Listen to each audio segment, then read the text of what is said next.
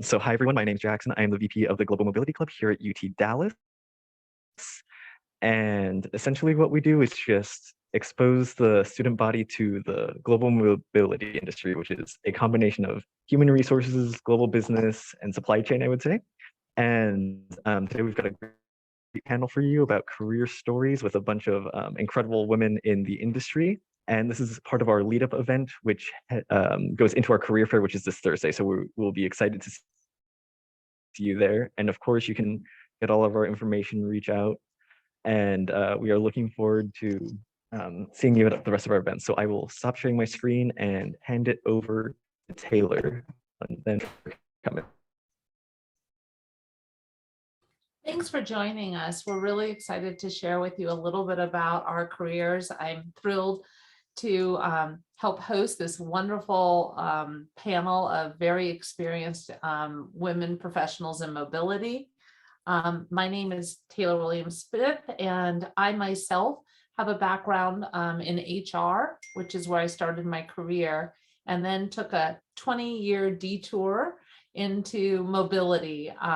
Very few of us have grown up in the industry, most land there, and been thrilled to be part of it. And I was on the sales and business development side for a corporate housing company, three relocation management companies that we call RMCs, a destination service, and now I'm back in HR recruiting in our industry to help find the right talent for organizations. I am available. Don't hesitate to link in should you want to know more about careers. I'm here to help in any way I personally can as a recruiter. And I'm thrilled to bring you Suzie, Michelle, Kate, and Jessica. I think you'll be thrilled to hear their backgrounds. They bring lots of experience and some great stories. One of the things that each of us have in common is that we have all been personally through professional relocations. And so they'll share from their experience and strength. I'm going to kick it off to Michelle and let her tell you a little bit about her journey. Great. Thank you, Taylor. And thank you, Global Mobility Club, for having us. This is exciting to be here and speaking with you all, even though we can't see you. My name's Michelle Nelson, and as Taylor said, I am in the world of total rewards and global mobility. So it's a bit of a munging of two functions that sit within HR. A little bit of my journey started with humble beginnings at a coffee shop in downtown San Diego, where I was managing wholesale and the espresso bar. And I had a regular who would come in, Bill Bitterman, and Bill Bitterman always got 4 shots in his latte. And I'd always have them ready for him. And one morning he asked, Michelle, do you have a resume? I was like, why, yes, Bill, I do. Please get me out of this coffee shop. Bill was founding one of a startup coming out of a spinoff from Qualcomm, which was a big chip producer in San Diego. And for their startup, they needed an office manager / HR person. So I said, yes, please, I will do that. And that's how I got my first toe dip into HR. And it was all the things HR, the good, the bad, the ugly, the uglier. And from there, I moved to another company where I started to take on total rewards, which is compensation and benefits. And eventually that morphed into taking on mobility, which was immigration and relocation. So all things around work visas, getting folks for international entity transfers, making sure we had our head executives relocate from country to country with their 6 kids safely, soundly, and not missing any shoes or socks. And I realized I loved it. And that's actually when I met Taylor, was at this third company where I had the 3 arms, the compensation, the benefits, and the global mobility. And Taylor and I became fast friends. She likes to do fast business like I do, and we clicked instantly. And that's when I first learned that the global mobility world is small, but mighty. And everybody knows everybody knows everybody. And it's a tight-knit community who looks out for each other. And in the true vein and spirit of having each other's back, Taylor was looking out for me and found an opportunity that was right up my alley for a total rewards and mobility role in the Bay Area. And I was able to get that opportunity and relocated from San Diego up to Northern California. And being on the other side of that was eye-opening. And this was my first time actually relocating in my life. And we sold our house, we packed up our bags, and we loaded up our Prius with the kids and the hamster, and away we went. But what was amazing was the connections and the networking that the global mobility industry has made it seamless and flawless for me. And I realized that's the experience I wanted my program to have. Small, big, or what have you, that seamless and smooth experience for the employee was a premium. And then from that relocation up to Bay Area, to a company that you might have known, or I might be dating myself here, called Fitbit. That is not the Apple Watch. It is the pre-Apple Watch.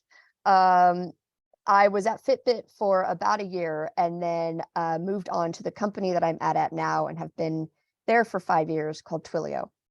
And when I walked into the doors of Twilio, I was brought on to do compensation and benefits. But lo and behold, there was one global mobility person. She was probably 2 years into her career. She was also managing all the HRBP generalist support, all the onboarding and offboarding of new hires and terms, in addition to general HR operations. So she had 7 hats and was over it. And one day she just walked out. And I had been at the company for maybe 8 working days. So the chief people officer at the time said, "Hey, have you ever done this immigration thing?" I said, "Yes, I can do global mobility." So she handed it over to me, and I've had it ever since. But the global mobility program at Twilio 5 years ago was one file cabinet with public access files, which are immigration documents and nothing to do with global mobility in terms of international relocations or a program or any sort of employee value proposition for a package of benefits or career development opportunities, all the things that global mobility can be and should be. And so we went quickly and got our hands dirty to figure out what was in this file cabinet and to sort what we could make into a program. And it took a couple years for us to do that. We did benchmarking. We reached out to our network. A lot of the folks on this call, I'm sure this sounds familiar. You phone a friend. "Hey, who are you using for this?" Or, "Hey, I'm in a bind. Who should I call for that?" And I would say there is no other function in HR where you can phone a friend and have that resource and that network quite like global mobility. And so with the help of the network and some scrappiness and just rolling our sleeves up, we built the global mobility program at Twilio into what really is a benefit for employees. And so now employees realize it isn't just a thing when they need to move, and it isn't just the paperwork and the taxes and the changing of payroll from this to that, but it is the experience. And that's what I think I've watched global mobility transform over the last few years that I've been a part of it, is employees now see global mobility as a way to experience either the company in a different light or a country anew that they've never been, or take on an experience that they might be completely ditching one scope and role for a new scope and role. And employees, I think now, while money is important, I'm seeing there is a premium on the actual experience and the tangible change folks can have when they relocate, be it a country or even within their same country, but to a new office or region. And so we've really tried to adapt our program to make it less about the mechanics of moving folks, which are important because there's compliance and statutory regulations and all the things. And do not go to Colombia for longer than 3 months if you don't pay taxes. You will regret that. and into something that an employee can have a bespoke opportunity. So they can raise their hand and say, I'd like to go to this country.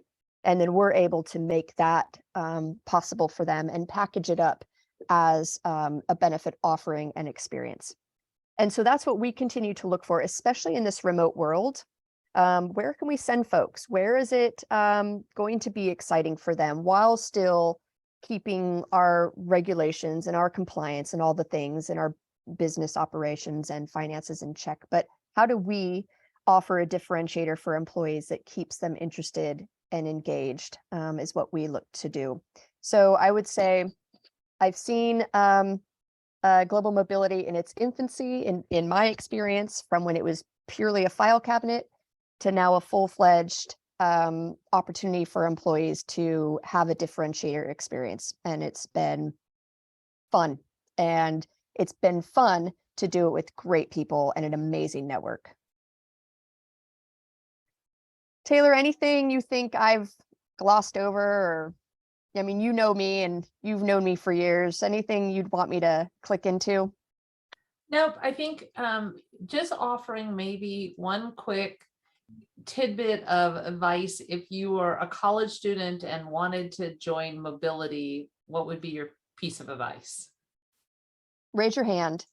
Global mobility likes people who like adventure and aren't scared of a challenge, because global mobility, while there are playbooks and there are processes and practices and all the things that we document and try and make step and repeat process, at the end of the day, each case in global mobility, be it an immigration or a relocation, is its own flavor and its own unicorn.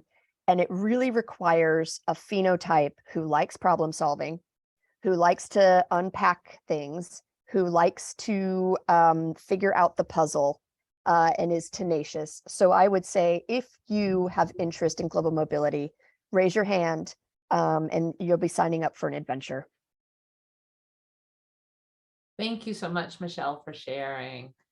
I'll kick it over to Suzie. Suzie, will you share your venture and experience with us, please? Journey. Sure.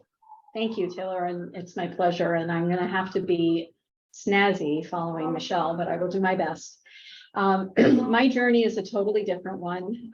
My interest in this field could be said it started when I was in my teens, and my parents were traveling globally to work and leading different sorts of conferences around the world. And, you know, no childcare means you bring your kid with. So I got to travel and see all these great places and have all of these really cool global experiences. With that, I had the taste, and I had to figure out, when I was trying to figure out what I want to be when I grow up, how to keep the taste and how to continue the adventure. And I was blessed to find a role working at Virgin Atlantic Airways in their customer relations function, and got to build an operating model. Virgin at the time was literally 3 years old. So I got to work to build an operating model to support both proactively and reactively the experience of the customers that we had on our planes, which meant I got to spend a lot of time thinking about human experiences and thinking about the difference in those human experiences around the world, in different countries around the world, but what behaviors and norms everybody brings with. A bit later in my career, I was ready for a move, a change, and all I cared about was I got to stay in an international business environment. And there was this company about 10 miles from my house, which was at the time called Sendent International, which is a relocation management company. I didn't know what this relocation thing is. Interestingly, when I worked at Virgin, I experienced 2 mobility events. Personally, I relocated from New York to Connecticut, and I also did an extended business travel to the UK to work on projects. I go and interview at this Sendent, and they hire me as an operations manager, knowing nothing about the industry. And honestly, it could be said kind of the rest is history. While at Sendent, which has since become Cardis, I worked in operations, running an international operating team in support of very large clients of Sendent's at the time. I worked in new client implementation, in onboarding new contracts that Ascendant had signed with different companies, and creating the path for that RMC to provide relocation support to the clients, figuring out how to steward the process around the experience of the employee. I worked in a function, I ran a function within the Global Learning and Development Group, again, giving me the chance to work in that global environment, travel around the world, experience different cultures personally. And I also worked in and tied up my time at Ascendant, by then Cardus, in account management. What grew in my heart and soul over that time was two things. One is this industry, this global mobility experience allows ongoing opportunity for learning, because every time you think you've learned a rule, the rule changes. Every time you think you've learned a country, the country's rule changes or the cultural norms change. And that feeds me, that gets me out of bed in the morning. But the other thing is bringing together that piece that I learned at Virgin of really serving the human experience. When we relocate people from one place to another, whether it's, within the United States from one town to another town or around the world entirely, if we're relocating an individual or a family, irrespective of the makeup of the family, we're impacting their lives and changing their lives. And working in this industry gave me the opportunity to be a part of creating positive changes and positive experiences and really enriching individuals and their families through the experience of mobility. While at Ascendant and then Cardus, I also experienced a number of personal relocations. I did 2 international short-term assignments, one from Connecticut to Singapore and one from Connecticut to Hong Kong. I also experienced a couple of US domestic assignments, one in East Windsor, Connecticut, and one in Hoboken, New Jersey, and then was relocated permanently from the East Coast to the West Coast, where I sat on site at a large tech firm in outside of Seattle, Washington. All of you know who it is. And that gave me all the different ways and experiences. How do you what does it feel like to move? What does it feel like to pick your kid up and take them from one school to another? What does it feel like to leave your kid and go on an international short-term assignment? Oh, by the way, when can I bring my kid with so that I'm enriching her life through this experience of global mobility? And all of those kind of just continue to fuel this thing and feed my desire to be a part of these life-changing moments.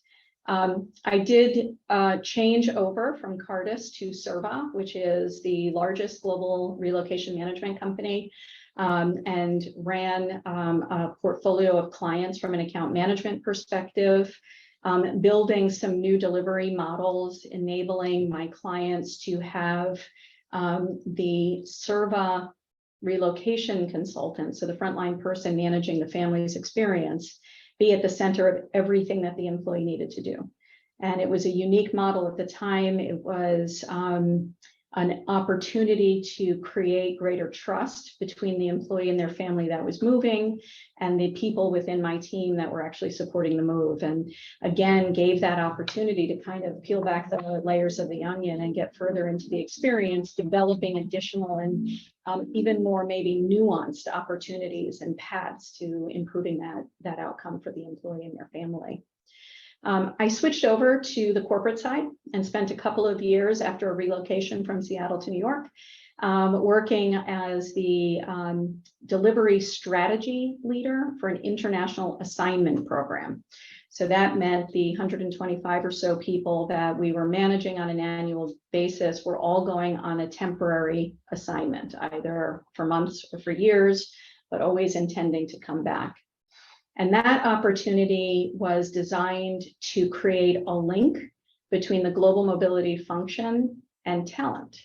So creating the talent for tomorrow, driving the opportunity to build global capabilities within a succession plan, and create future career development strategies at the individual level using mobility as that key enabler. I did go back to Serva for a bit because my heart will always be with them. And I am now at a company called FM Global. We are a global commercial property insurance company. FM Global was my client while I was back at Serva.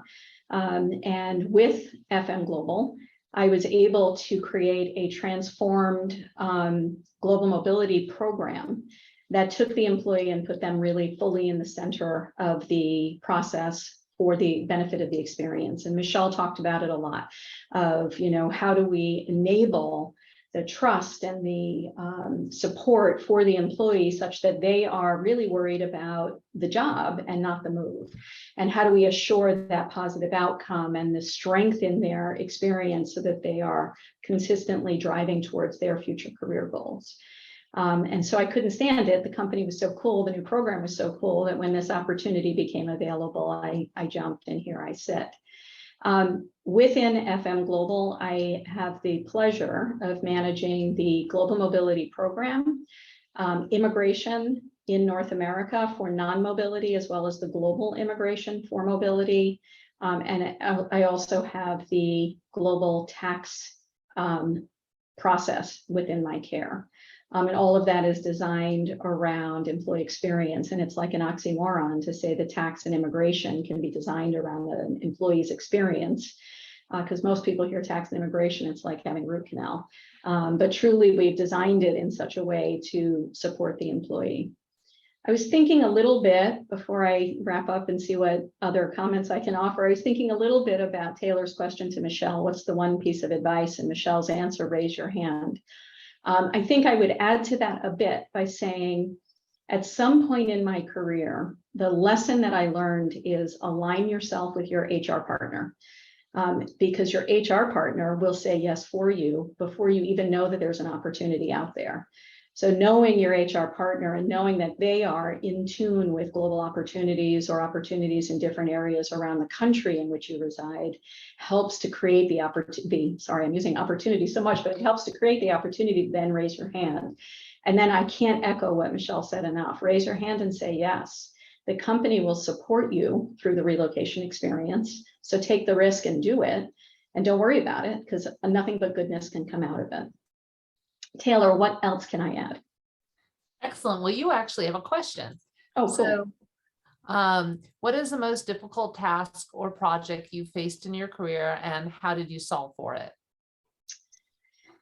So I will go back to the early days, the first time I worked at Serva. The company, the primary client I was supporting was a global pharmaceutical company. They created medical devices as well as prescription solutions, generic and non-generic. And they were pharmaceuticals. So they had all the money in the world, and all they cared about was making sure that the employee's experience was really superb.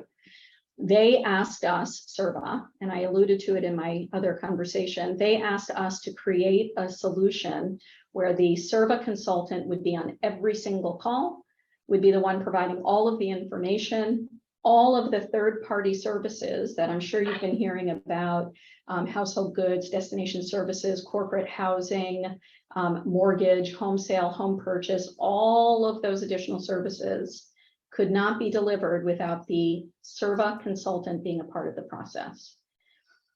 It was hard because it was different and it was new and nobody had ever done that. It was hard because there is sharing of personal information that occurs through all of those transactions. And it was hard because we had to create the time on the consultant's desk for them to be able to do that. And how I solved for it is I talked about the why. Why are we trying to do it? What's the solution? What's the problem we're trying to solve? What's the answer we're trying to create here? And the team were willing to roll up their sleeves and work through building a model that really gave the client what they were looking for in terms of this employee experience. So there you go. Excellent. We do have a couple more questions. I think what I'm going to do is kick it to Kate, let her tell her story, and then maybe pick up one of the questions. Sure. Thanks, Taylor. And thanks everyone for joining. My name is Kate Williams. I am the Director of Global Mobility for Activision Blizzard. For those that are gamers, it's the Call of Duty or Candy Crush. That's who I work for. But I initially grew up, I'm from Panama, the Republic of Panama. So I think in my veins, just how I was raised, how I was born is all about global, international. My mom was actually in this industry, so I had the privilege since a child to watch her be surrounded by really good people and people from all over the world. So I was naturally just kind of drawn to what she did. So when I got out of college, I actually studied, my major was in Spanish, and I got a minor in Latin American studies. And I studied abroad in Spain, and also I did an exchange program in Russia in high school. So that's kind of just, I guess, my jam, to be honest with you. So when I got out of college, I was looking for a job, and I was like just waiting tables, and my parents were like, hey, that's a great job, but that's not what we sent you to college. We got to find you, we got to do more. So I landed my first job in the relocation industry, and it was an admin level in expense management, and it didn't pay much. In fact, I had to work 2 jobs to afford to survive and live. And it was a great opportunity. I quickly found out that I was too social for expense management. I drove all of the accountants and everyone around me nuts. So they had to find me a new job somewhere else, but they loved the energy, and they realized that it's probably more better with the clients or the helping people relocate. So they quickly pivoted me over there. But throughout my career, I've actually moved 5 times for jobs. And from there was my first actual moving. Obviously, I relocated internationally, but now for the first time, I was going to move to New York, and took a job in supply chain. And it was a great opportunity. And Jess and I will share a little bit more of how our paths have crossed. But love living in New York. I'm not going to lie. I moved there for a boy, but I got a job, so it was great. And then as my career started to advance, I realized that, maybe I wanted to do something a little bit differently within the space. So I was actually recruited to take on a business development role out in California. So I was then relocated to do sales for a company. And, I have a pretty bold personality and can have tough conversations, but I quickly found out there that cold calling was not my thing. In fact, I would spend most of the morning throwing up in the bathroom because it made me so nervous to violate someone's privacy. But I was okay having a frank conversation with an employee or client saying, hey, this is what happened. But for some reason, the cold calling didn't really work out for me. So they found another role, more again, back to the client side, and more of an account management role. And I guess kind of what I was learning through this process is, I kept trying for things and realizing what I was good at and what I wasn't good at too. I was then recruited to go work for another company. They relocated me again. But this time I had the opportunity to work for a Danish company. It was the first time in my career that I didn't work for American-based, and they had just done a massive merger. And it was a very interesting landscape. So it was different in the sense of HR was from a global perspective and not US perspective. So then we were tasked to how to build up the processes from an HR perspective, but also being responsible for global mobility. So there I acted as the client service regional manager for that, and learned quite a bit. I also learned from a personal aspect, I was not happy living in that state and really miss California. I was then recruited to go back to California, and I got actually opportunity, I would say of a lifetime, to be quite frank. I was probably maybe not qualified for the job, but they took a chance on me, and I managed one of the biggest, well, the biggest, and continues to be the social media platform out there, and led basically kind of a hybrid role between operations and client services. And I managed a team. When I started, I had a team of 4. And when I left, I had a team of 20 report to me. And then I had regional teams report up to me. So the role grew, but I was gonna outwork everyone. And somebody raised a question about burnout, and I got burnt out there. So my advice to you is I wanted to outpace anyone, and I put myself in that position. So looking back now, I think the advice is, do you have to respond to that email? Do you? Or can you wait till tomorrow? Because I think what happens is that you set a precedent with people when you quickly respond. So if you don't have to, and you can wait the next day or the 24 hours, give yourself that chance. I know a lot of us just want to get it off of our like schedule or like our to-dos, but really in the end, you're adding more to-dos to yourself in the long run. So be really thoughtful about how you respond back and when. So that would be my advice. I got so burnt out that I ended up taking another opportunity. Again, got recruited because of the network I was in. So as always, every job I've actually gotten is because of my network or someone else, like a tailor reaching out and saying, I have something. And in that role, I was more of a strategic engagement. So I'd come in and look at the account and the issues that were going on and help partner with the client services team, the operations team to help drive change or lead a big implementation.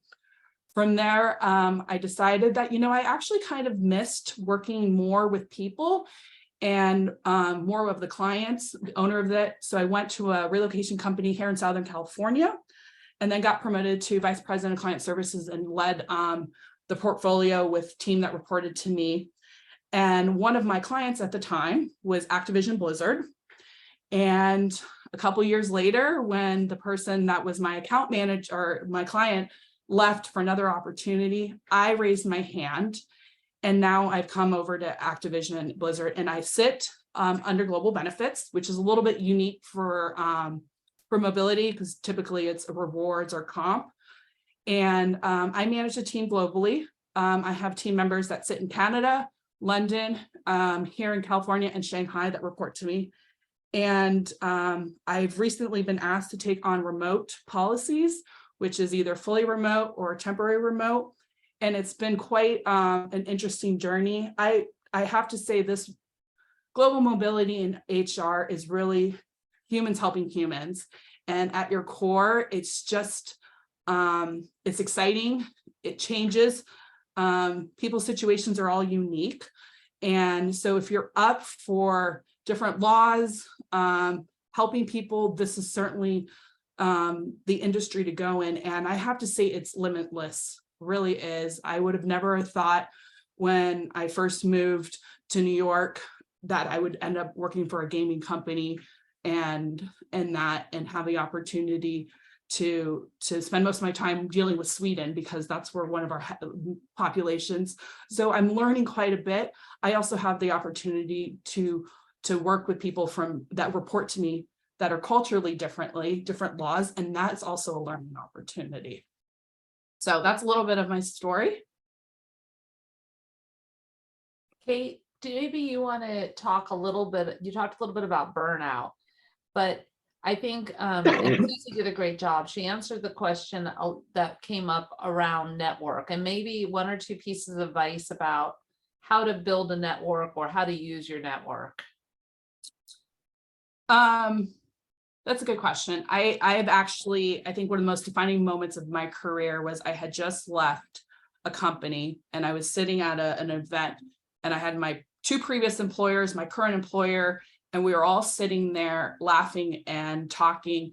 And I think what the networking is, no matter if you need to leave and seek another opportunity, go for it, but never burn the bridge, because I can't tell you how much these previous employers have been my mentors or been the person that has balanced me out. In fact, a lot of them I've called and asked for advice, like, do you think I'm crazy to take this opportunity or here? So I think you have to do what's right for you and by you, but make sure you exit with grace. Even if you have a disagreement, that's okay. Great advice. Thank you.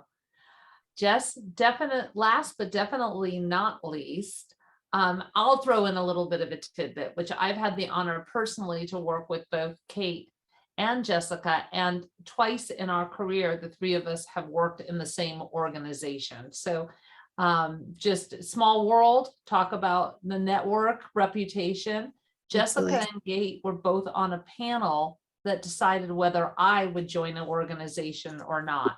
So never burning a bridge is a really important lesson in career, for sure, because had they not voted for me or abstained in Kate's decision, I never would have joined the organization.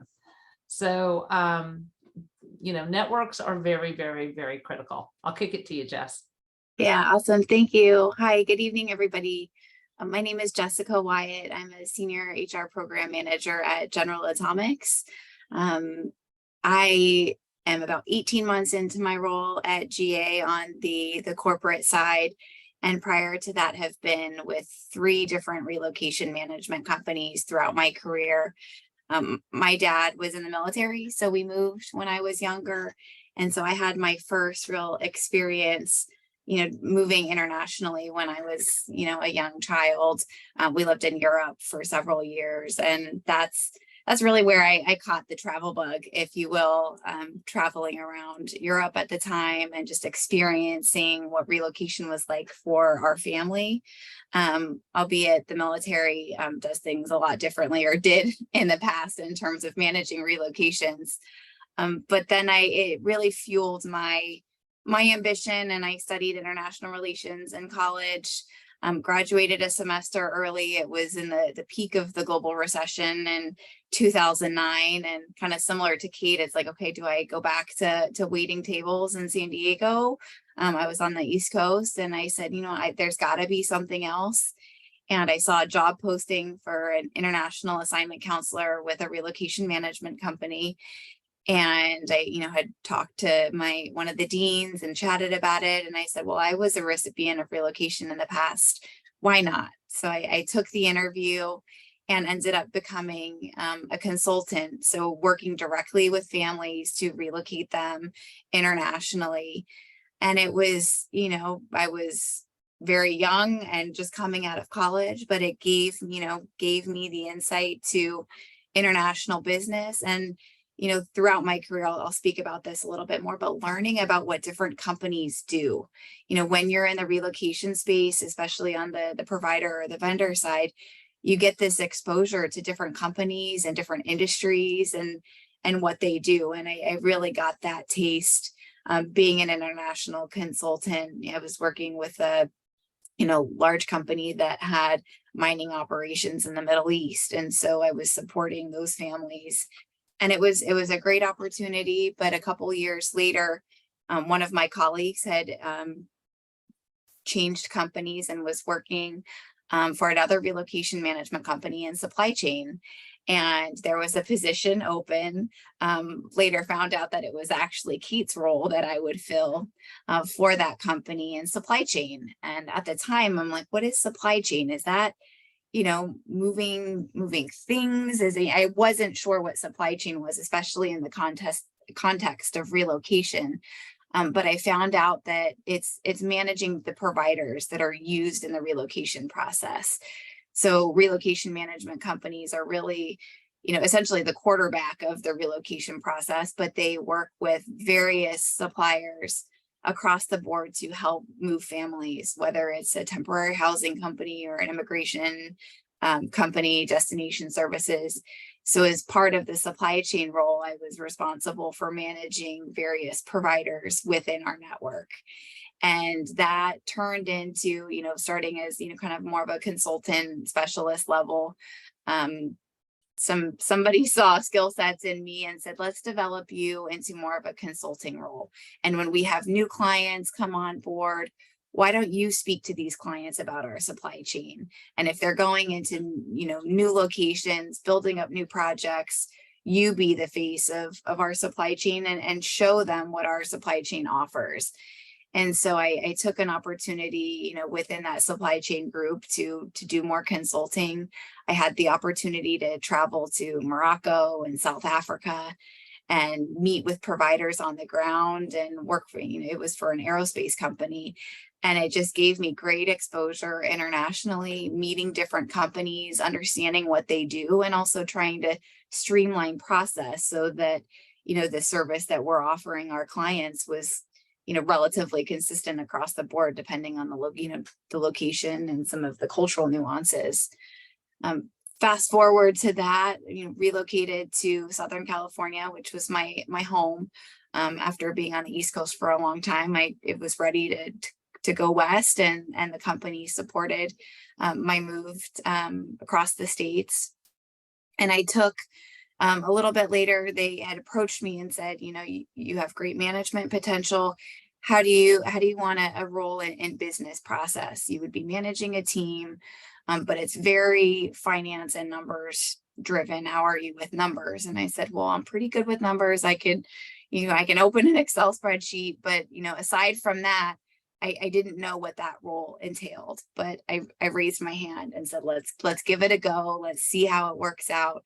And it gave me the opportunity to manage a team, to be able to, hone in on my skills from that perspective. Because when you go from being an individual contributor to managing a team, I mean, a lot changes in terms of your scope, your everyday, how to balance some of, those work commitments when you're also managing the trajectory of somebody else's career and helping to support them and promote them in that way. But I learned a lot about the nitty gritty of the numbers side of relocation.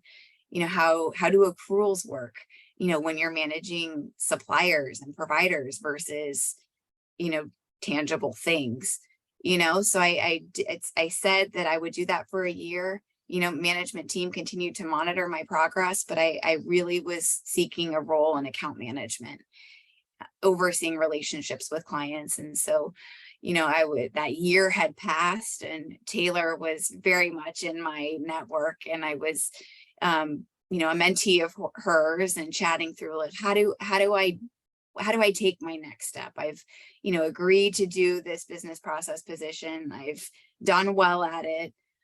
But I want to know what's next. And so I put together really a proposal to our company to say, we need stronger account management. We need stronger account management internationally. I'm raising my hand. And that turned into an opportunity to take a 2-year assignment in Hong Kong to oversee the account management function of the region and to really build the relationships with the regional stakeholders, right? We had, all of our clients were, North American headquartered, but they had regional hubs that had regional decision makers. That was often a voice that was unheard, because you had the headquarters in the US or in Canada kind of being the main decision makers. But how do we also kind of marry that with what the regional leaders and stakeholders needed? And so I took the opportunity and I moved to Hong Kong. I was, single in my 20s and said, yep, let's do this. This will be great. I traveled around Asia very extensively. One of my biggest projects, and kind of going back to an earlier comment about getting to know different clients and industries, was I had the opportunity to work directly with NBC Universal as they were building up their Universal Studios Japan arm. Universal Studios Japan had existed, but they were building a Nintendo Studios off of that. So it got really fun, working with the talent that would build a theme park. And I traveled back and forth to Osaka from Hong Kong several times, lots of other business travel. And it was in Hong Kong where I met my now husband, who was in the industry. He's a colleague of mine. So, I think our life is very much, you can't leave work at home, because it's very much in all that we do. We went from colleagues to competitors, and now in my current role, he actually is a supplier of mine. So we have a very tight-knit relocation family. But like all these wonderful women have said, raising your hand to opportunities, even if you don't think it's something that you would like or you would enjoy, try it, because it really developed my skill sets to lead me to where I am now, which is in the HR space. I wanted to build, my career on the corporate side, understand what mobility meant from, facing from this direction. But in my role, I also have exposure to other programs. So I manage GA's Global Mobility Program, and I also have oversight to other HR programs, which has been really great for me career-wise, because I've had that exposure getting into other areas of HR, and it could potentially be a catapult for other areas for my career growth in the future. I'll take kind of a sidestep and also respond to how do you manage work-life balance. I think in the area that we're at now, you know, especially being in an international space, I mean, there were times where I would have 5 o'clock calls in the morning or 10 p.m. calls at night. And here I am sitting in Hong Kong. We came back and brought my daughter to visit her family who she's never met because of COVID. So it's 7:45 a.m. Hong Kong tomorrow. But being able to make yourself available for really early and late calls also gives you some balance to, you know, to have life and to live your life. And I'm recently back from maternity leave. And one of the things that I've really been able to hone in on and at the support of my team and my boss is, you know, after 4 p.m. when our nanny leaves, I'm all home mode, all baby mode until she goes to bed, and then I log back on. So that's how I find my work-life balance, is really being able to turn off work for those couple of hours, focus on my family, focus on myself, and then log back on for a little while in the evening. That's helped me, and it's, you know, finding that within your network and within, you know, those who mentor you and those who you report to has been very instrumental in my career as well. Thank you so much, Jess. I'm inspired by all of your stories. I feel like I know you all really well, but I've personally learned things. I'm going to give a tidbit about work-life balance. I don't call it work-life balance. Those that know me know I call it work-life integration, because what Jess is saying is she's making it work for her life with her daughter to be able to integrate her life. And I think it's really important. I was a single mom for many years. I never missed, my kids played competitive basketball. I never missed a basketball game. My company knew what I was doing. They knew how many hours I'd put in outside of work hours. And so they supported me through my being honest about what I needed. So I think part of it is being honest with the people you work with and report to figure out how to create that integration. I know Michelle has kids at home that are young still, and figuring out how not to miss every important moment in their life. Our jobs, I always say to people, my mentees regularly, our tombstones never say best employee, best sales leader, best HR professional. So put the priority in family and build the career that works for you, I think is really, really important. And I've had the honor of working with each of these ladies, either within companies or outside of companies within our greater mobility community. And I do call it community because we all do support each other. And so I'm honored to be part of this, but I really think that, some great tidbits about how to build your career have come from this conversation. I know we have a couple more questions. I can take the fourth question if you'd like, Taylor. Awesome, Michelle. The question is, how can students make a good impression when they start their career? Which I think is a really cool question. I think it's two things. I think the first is being curious. So come with curiosity. One, it's going to show that you have intellectual horsepower and you want to actually dive into things. But also it does show a sense of humility and being humble if you're willing to ask questions, if you're willing to say that you don't know things from start to finish. And starting your career, that's perfectly acceptable. And I think it's the best time to be curious and to be vulnerable on learning what you don't already know.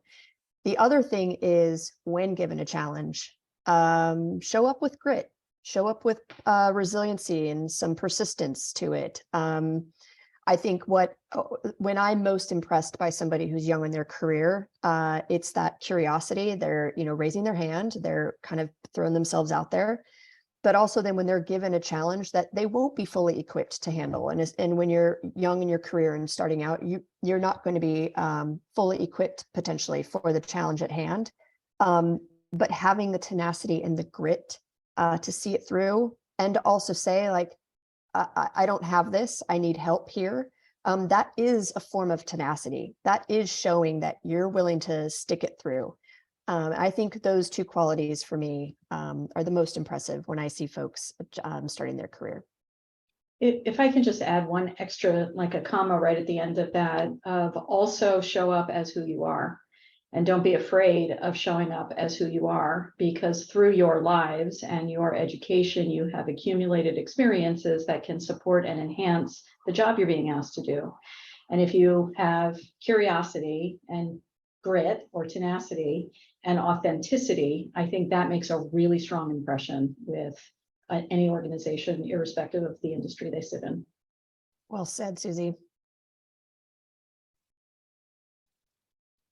Oh, Taylor, you're on mute. There was one other thing I wanted to add about the burnout, because I think all of us here at some point have had burnout. There's just no two ways about it. We've all done that burnout train.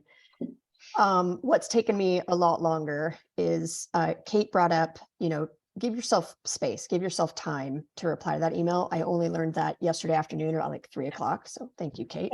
Wish I'd learned that sooner. But the other thing that's taken me a bit to realize is there's only so much you can do. You are just a human.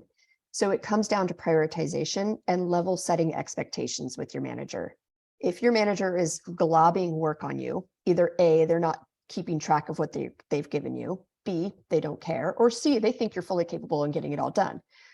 Whether it's A, B, C, or D, none of the above, only you know what you can handle. And so you need to prioritize and share that back with your manager and level set on that so that you don't take on too much workload and get burnout.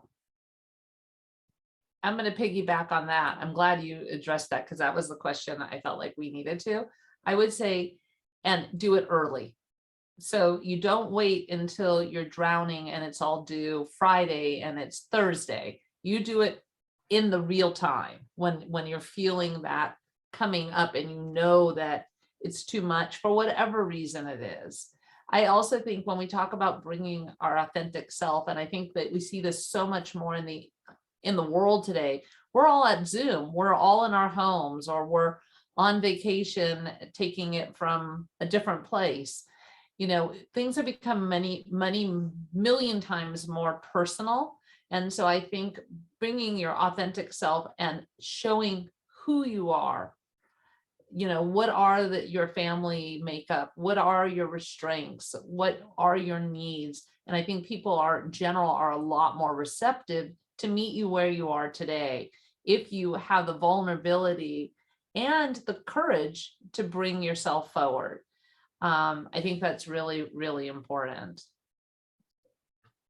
Yeah, the other thing I would touch upon, and I think some of this, and I don't mean this disparagingly, but like through maturity, you learn some boundaries, and that you'll learn over time. But come in, and a lot of organizations have, endless PTO. So a lot of people who are really want to work hard and want to make a case that they're here, they won't take the PTO. You're not doing anyone a favor if you're burnt out.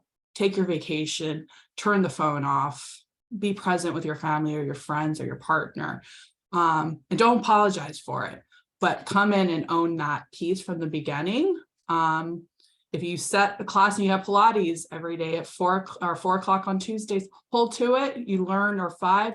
Don't, let me cancel. Start those boundaries off early, and it's easier because it's hard to go back and change something that everyone already thinks, Kate's always available at 5. No, Kate's actually at Pilates and she has to do it. So boundaries, and people respect the boundaries if you put them. They don't have boundaries, they're just going to go through it and not know that they're disrespecting it because you haven't set it. So be bold with that. I love Pilates too, Kate. So we can 4 o'clock, we can go together. Yes, absolutely. And you I do think better. Work if you feel better, you're refreshed, like all of it. I think too, if you've established credibility and they know they can count on you to get work done, it's so much easier then, because you've made deposits in that trust bank. They know that you're good, you're capable, you're talented. And so when you set those boundaries and you go to Pilates at 4 o'clock, it's okay, because they know Kate's a badass. She's going to get her stuff done. Absolutely. You guys, I'd like each of you, maybe starting with my screen. So it's Kate, Jessica, Susie, and then Michelle. But I'd love each of you to give the students maybe one piece of advice if they were interested in pursuing a career in mobility. What would piece of advice you give them to kind of get them started?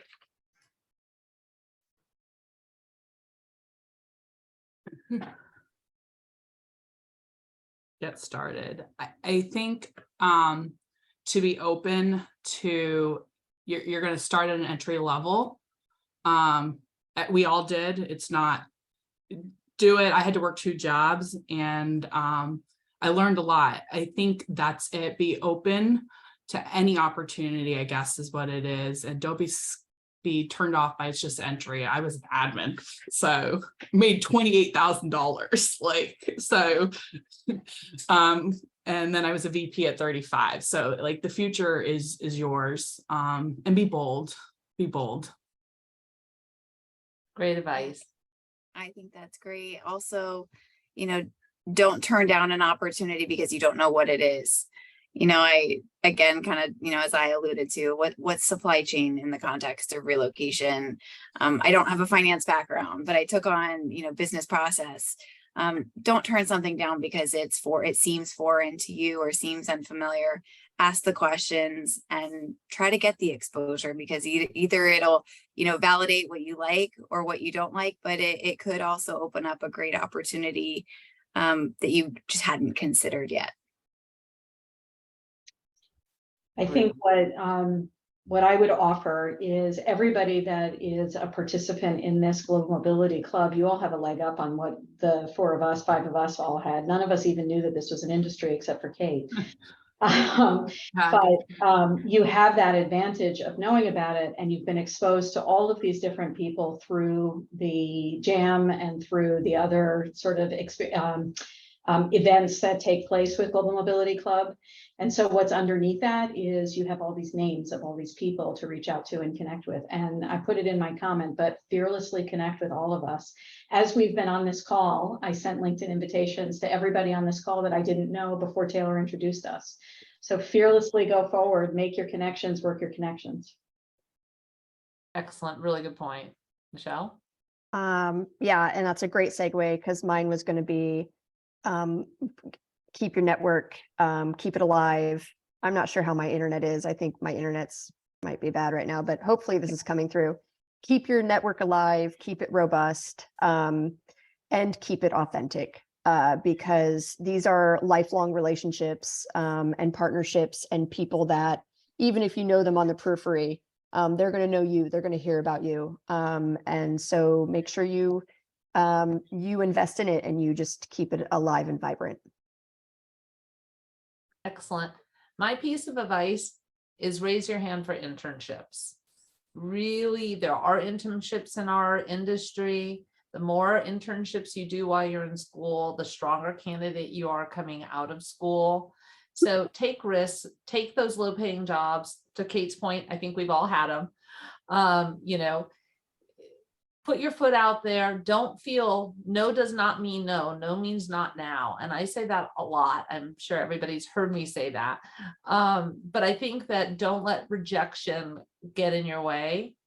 And I know you guys did a thing already about your resumes, but to Susie's point, to everybody's point, use LinkedIn as a great resource. Ask family, friends who they have within their networks. It's a huge way to build your community when you're in school. And don't be afraid to ask somebody, could you help me have my resume looked at? Could you give me some advice? You know, could you help me write a strong cover letter? Jessica is an amazing writer, and I can't tell you how many times she's corrected my writing professionally over the years. You know, so it's use your network, know your value, ask for help when you need it, but throw yourself into opportunities. I think we've all echoed that. Raise your hand, take risks. We really appreciate your time. We love sharing our experiences. I thank you ladies for all showing up and being authentic, and we'll kick it back to Jackson. Yes. All right. Yes. Thank you for everyone who has attended today. And thank you to all of our wonderful speakers. We really appreciate you taking your time. I really liked the part about work-life balance or work-life integration and setting boundaries. It's very relevant to everyone who's starting their careers right now. And then don't forget on Thursday, to all the students, we have our career fair starting at 9 a.m. And we've got Badmis and Associates Immigration Law, Serva, Air Inc., Equus Software, Altair Global, Alto Vita, Grable, and Vialto coming, offering positions. So it's a great opportunity, build your network, get your internship credit. I know that's the biggest struggle of JSOM students. So we hope to see you there. If you're not on our mailing list, feel free to reach out on Instagram, LinkedIn to any of the officers. We'd be more than happy to get you involved.